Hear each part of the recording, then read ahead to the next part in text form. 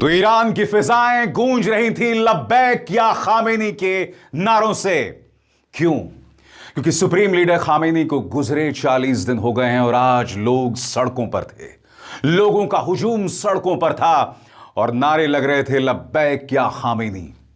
वो खामेनी जिनका जिक्र लोगों की आंखों में आंसू ले आता है। ईरानी आज भी उन्हें याद कर रहे हैं क्योंकि उन्हें मारकर, उन्हें शहीद करके अमेरिका ने उनका वो मुकाम बना दिया है। अमेरिका और इस्राएल ने खामेनी का वो मुकाम बना दिया है जो ईरान के इतिहास में किसी का नहीं था।